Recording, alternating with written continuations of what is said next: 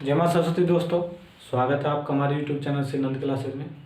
दोस्तों मैं उमेश कुमार आज आप लोगों के लिए बौद्ध धर्म जो हमने पहली क्लास पिछली वीडियो में ली थी बौद्ध धर्म से और भगवान बुद्ध के बारे में, उसकी दूसरी क्लास लेके आया हूँ। देखिए इस क्लास में जो आपके चाहे एसएससी हो, आपका रेलवे हो या कोई भी वनडे एग्ज़ाम हो, यहाँ तक कि यूपीएससी में भी इन तथ्यों से प्रश्न आपके पूछे गए हैं।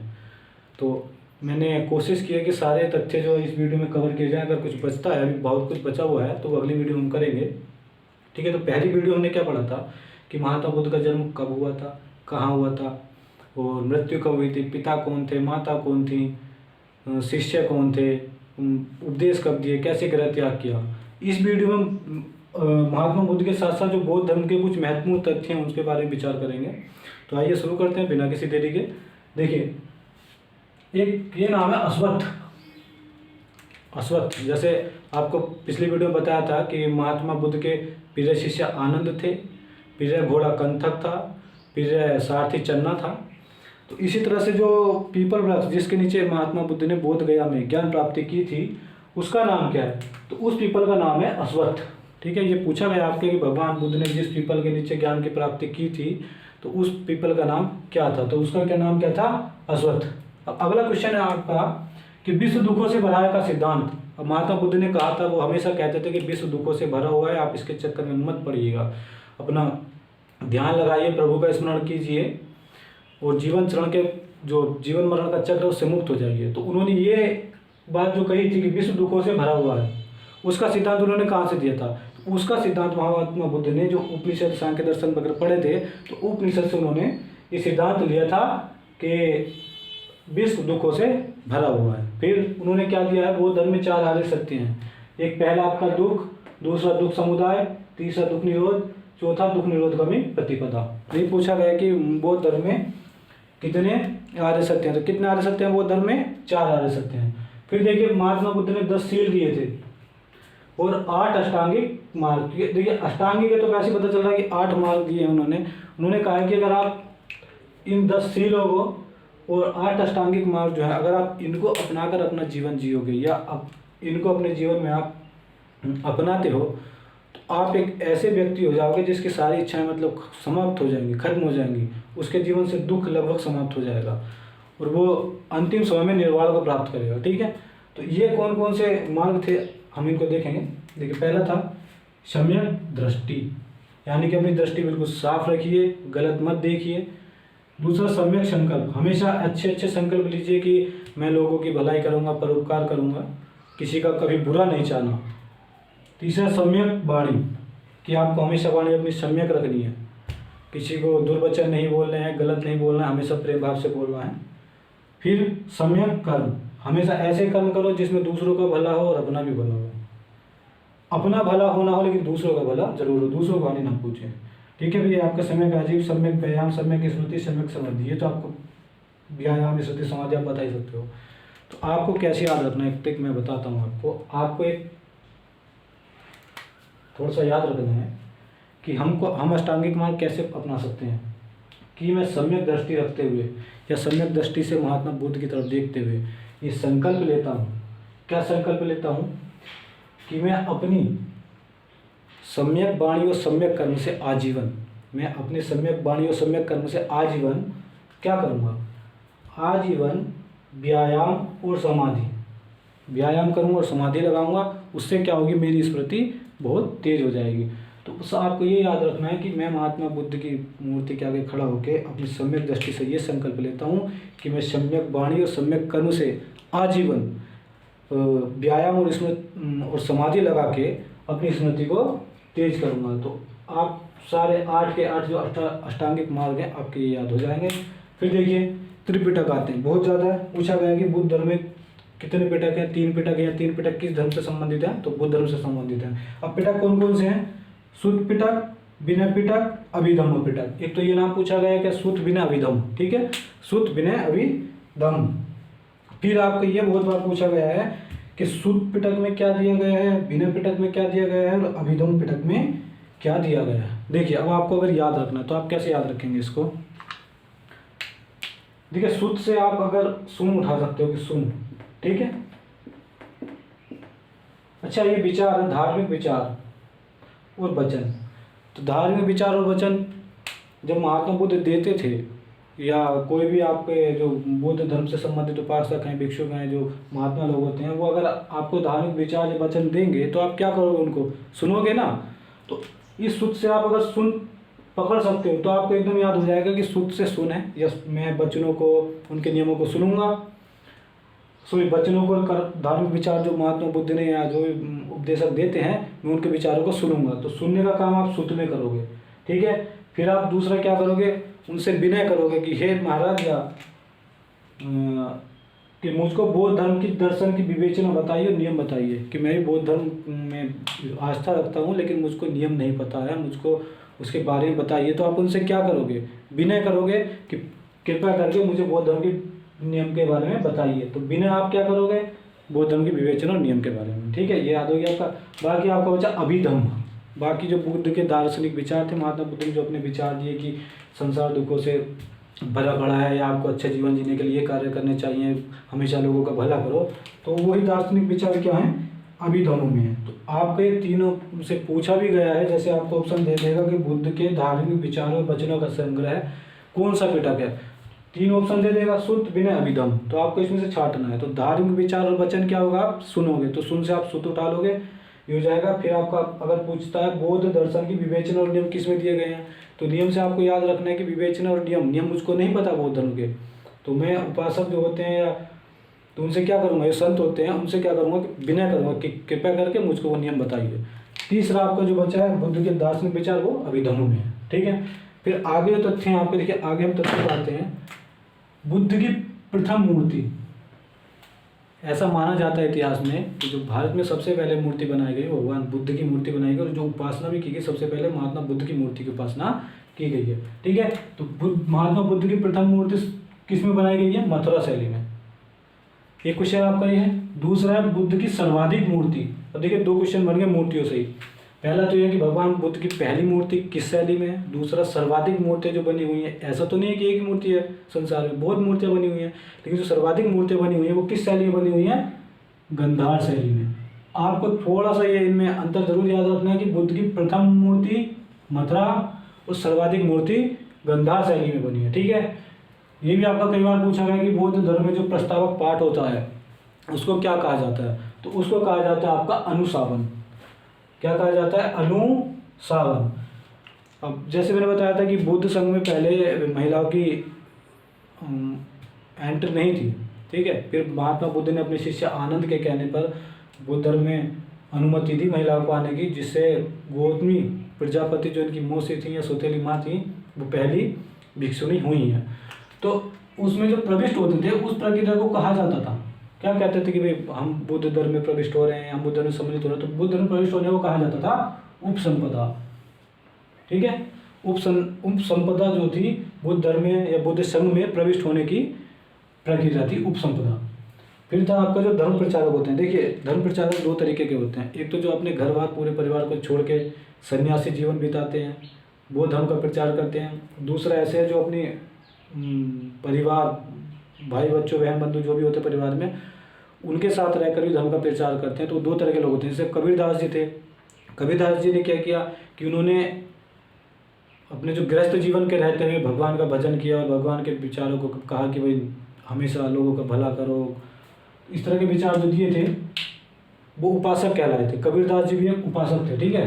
तो धर्म का प्रचार अगर आप सन्यासी बन के कर रहे हो कि बिल्कुल सन्यास ले लो, मुझे घर से, मुझे संसार से कोई मतलब नहीं है, तो उसमें आप क्या होगे, भिक्षुक की श्रेणी में आते हो। अगर कोई व्यक्ति बुद्ध धर्म को अपनाता है, उनका उपासक बनता है, लेकिन गृहस्थ जीवन का वो पालन कर रहा है, अपने परिवार को नहीं छोड़ सकता है, तो वो किस श्रेणी में आएगा, उपासक की श्रेणी में आएगा, ठीक है। तो ये आपको याद रखना है। सन्यासी, ऐसे आप याद भी रख सकते हो, सन्यासी नहीं है भाई जिसने अपना पूरा परिवार त्याग दिया है, घर परिवार सब त्याग दिया, रिश्तेदार भाई बंधु सब त्याग दिए, तो क्या करेगा, ना वो काम करता है ना कुछ, तो भिक्षा मांग के गुजारा करेगा ना करेगा, तो बस वो भिक्षुक कहलाएगा। क्योंकि हम लोग जैसे अभी हिंदू धर्म में बहुत से लोग जिस भी धर्म में हैं, भगवान के जो भजन करते हैं अपने अपने धर्मों के, वो सब क्या है, उपासक हैं, जो अपने परिवार का भी ध्यान रख रहे हैं और भगवान का भजन भी कर रहे हैं। वो सब किसकी श्रेणी में आते हैं, उपासक की श्रेणी में आते हैं। फिर देखिए त्रिरत्न, बहुत बहुत बार पूछा गया है कि बुद्ध धर्म त्रिरत्न है या त्रिरत्न किससे संबंधित है, तो बुद्ध धर्म से कौन कौन से हैं, बुद्ध, धम्म और संघ। आपको ये जरूर याद रखना, पहले बुद्ध, दूसरे धम्म, तीसरे संघ, ये जो है बुद्ध धर्म के त्रिरत्न हैं। फिर देखिए धार्मिक, ये भी माना गया कि जो धार्मिक जुलूस की शुरुआत हुई है, जैसे हिंदू धर्म में भी निकाले जाते हैं, मुस्लिम में भी निकाले जाते हैं, सिखों में भी, तो बौद्ध धर्म में भी, तो बौद्ध धर्म ने जो है धार्मिक जुलूस निकालने की शुरुआत की थी सबसे पहले। ये आपको याद रखना कि धार्मिक जुलूस का प्रारंभ, धार्मिक जुलूस सबसे पहले किस धर्म के द्वारा निकाले गए, तो बौद्ध धर्म के द्वारा निकाले गए। अगला है भारत में उपासना की जाने, मैंने पहले बताई थी आपको, भारत में उपासना की जाने वाली पहली मूर्ति भगवान बुद्ध की है। दूसरा आपका बौद्धों का पवित्र त्योहार वैशाख पूर्णिमा, उस दिन भी बताया था कि ये क्यों है बौद्धों का महत्वपूर्ण त्योहार, क्योंकि इस ही दिन महात्मा बुद्ध का जन्म हुआ था, इसी दिन महात्मा बुद्ध को ज्ञान की प्राप्ति हुई थी, और इसी ही दिन महात्मा बुद्ध को निर्वाण प्राप्त हुआ था, जिसको बौद्ध धर्म महापरिनिर्वाण कहा गया है, और भगवान बुद्ध की मृत्यु हो गई थी वैशाख पूर्णिमा का ही दिन। तो ये तीनों मुख्य काम वैशाख पूर्णिमा के दिन हुए हैं, इसलिए ये बौद्ध धर्मों का महत्वपूर्ण त्योहार है, पवित्र त्योहार है। बौद्ध धर्म का परम लक्ष्य आप जानते हो, हमेशा भगवान बुद्ध ने कहा कि ये संसार जो दुखों से भरा हुआ है, और इच्छा ही जो है मनुष्य के दुखों का सबसे बड़ा कारण है। तो अगर आप इच्छा त्याग दोगे तो क्या हो जाओगे, आप निर्वाण को प्राप्त कर लोगे। तो महात्मा बुद्ध के अनुसार क्या था, परम लक्ष्य निर्वाण था, ठीक है। सॉरी, महात्मा बुद्ध के अनुसार तो ये निर्वाण जो तृष्णा का क्षीण हो जाना है, कि इच्छा आपकी खत्म हो जाना, आपकी कोई इच्छा नहीं है कि मुझको ये चीज़ मिल जाए, मुझको वो चीज़ मिल जाए, आपकी सारी इच्छा अगर आप समाप्त हो जाती हैं आपकी, आप एक सन्यासी जीवन बिताते हो, तो वो क्या कहलाता है, निर्वाण कहलाता है, ठीक है, तृष्णा का क्षीण हो जाना महात्मा बुद्ध के अनुसार।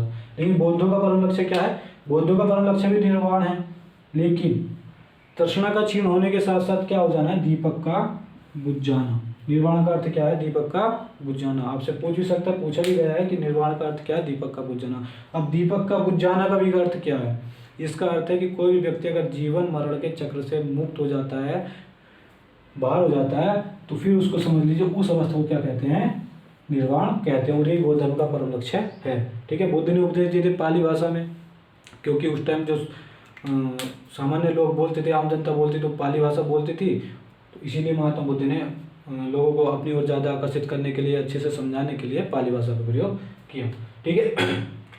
देखिए दो चीज़ है, बौद्ध धर्म में अनिश्वरवादी, बौद्ध धर्म ईश्वर को नहीं मानता कि ईश्वर है, बौद्ध धर्म नहीं मानता कि ईश्वर कुछ होता है, आत्मा में भी विश्वास नहीं रखते। ये कहते हैं कि आत्मा जैसा कोई चीज़ नहीं है संसार में कि आत्मा उसकी भटक रही है, कहते ना कि उसकी आत्मा भटक रही है या आत्मा को शांति नहीं मिली है। तो बौद्ध धर्म के अनुसार आत्मा नहीं होती है, लेकिन पुनर्जन्म में ये लोग विश्वास रखते हैं कि हाँ, अगर मेरा जन्म हुआ है तो मेरा आगे भी जन्म होगा, चाहे वो पशु रूप में हो, व्यक्ति में हो, कीट पतंग कुछ ही बन जाए, लेकिन जन्म होगा। पुनर्जन्म में विश्वास है। तो आपको ये जरूर याद रखना है, बौद्ध धर्म में ईश्वर में विश्वास नहीं है, तो अनिश्वरवादी है, आत्मा में भी विश्वास नहीं है, केवल विश्वास किस में है, पुनर्जन्म में, ठीक है।